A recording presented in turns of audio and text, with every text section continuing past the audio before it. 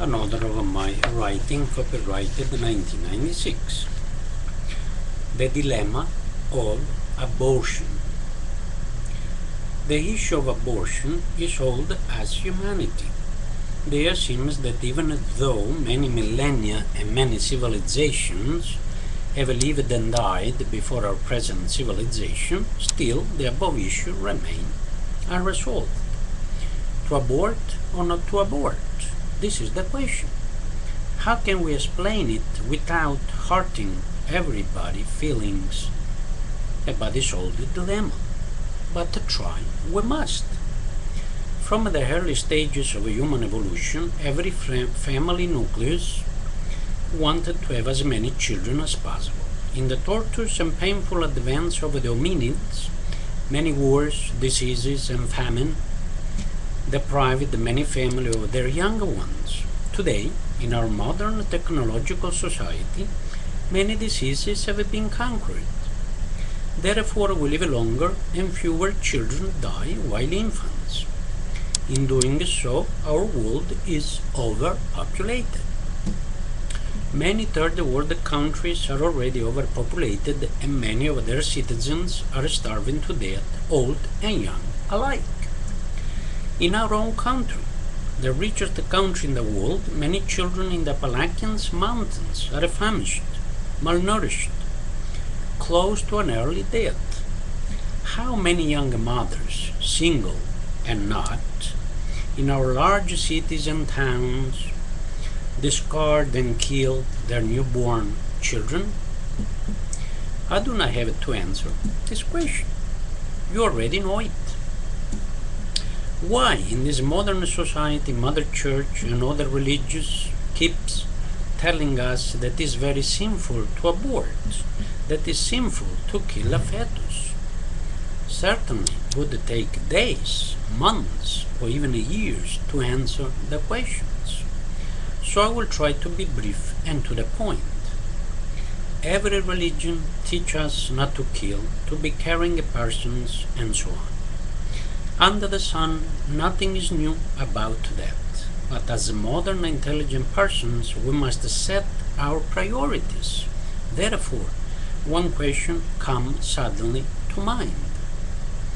It is better under certain circumstances to kill a fetus, allowing a woman to abort, or it is better for that woman not to abort the fetus and therefore later on to kill a full developed beautiful child? Only you personally can answer this question and nobody else. I know that is not issue, but for a moment we must forget about religion and think as mature, intelligent adults, trying to keep away from our minds any religious fanaticism.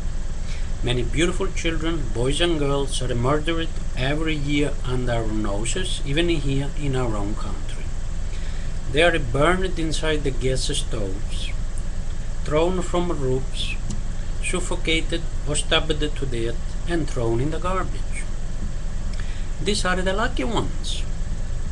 What about the children that are raped, tortured, violated, allowed to die a slow and painful death? All this in the name of religion.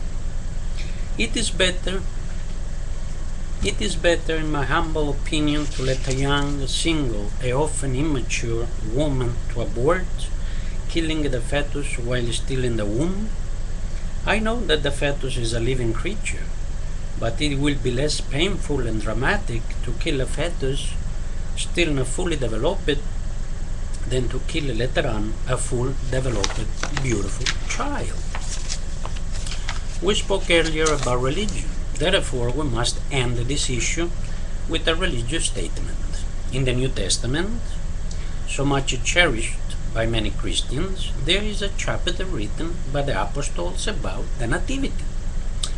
Angels appeared to the then Virgin Mary and told her not to be afraid, that she would bear an holy child, that she was impregnated by the Spirit of God. Mary didn't despair, of panic, and Joseph assumed all the fatherly responsibilities for the newborn infant Jesus Christ. This is the story written by the apostles in the New Testament. We must remember that Mary was then a young, inexperienced woman, suddenly pregnant, not with her husband's seed, and Joseph could have left her alone or stoned to death according to the prevailing customs. For sure, the idea to abort must have crossed their young mind, but she decided to be a good mother and wife.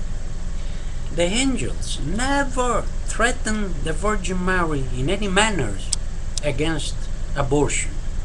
They never told her what to do. They left her, a young woman, to decide for herself. And for the good of all of us, she decided to keep the child. As you can clearly see from the story, even the angels and God Himself decided to stay away from the dilemma of abortion because only the woman has the right to choose to abort or not. We cannot play gods deciding what is right or what is wrong about abortion when our own God decided to stay away from this personal issue. Religion cannot be allowed to be mixed with politics and vice versa. Thank you and have a nice day. May God bless you all. Thanks for listening.